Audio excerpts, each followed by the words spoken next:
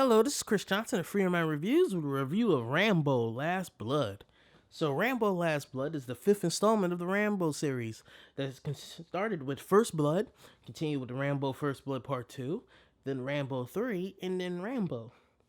So, Rambo Last Blood deals with Rambo now being at home as he got at the end of the last film, and now he must try to save and protect his surrogate daughter, pretty much, from the Mexican cartel.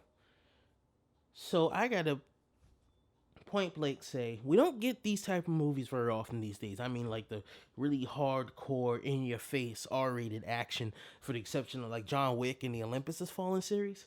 So once I see one of these, I'm automatically happy because I grew up with this type of stuff. Grew up with Die Hard, with Rambo, with Terminator, Demolition Man, stuff like that.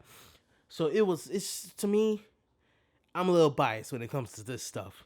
And especially when it's an old school one, and you bring back the original actor like Sylvester Stallone, who's still doing this after all this time, and he's still kicking ass. This thing is hardcore and brutal. This is not for the faint of heart. Terrible things happen to good people, and the scumbags who do these terrible things, they get the just deserved destruction that they asked for and they deserve. My goodness.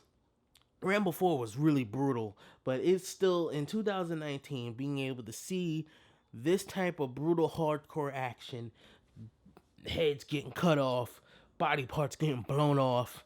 My God, Rambo, even in his age, it doesn't matter how old he is, when he gets his hands on you, when he gets his hands on evil, he tears you apart. And I just was sitting in my seat in the Alamo Theater, just going nuts like a goof. Like, oh my God, oh my God, oh my God, when he was just going off on Scum. It was such a pleasure to see that because, for me, if you're going to show, especially in action films, terrible things happen to such good people, I want the harshest punishment for the scumbags as possible. I don't just want them to simply get shot. I don't want them to simply just get shot in the face.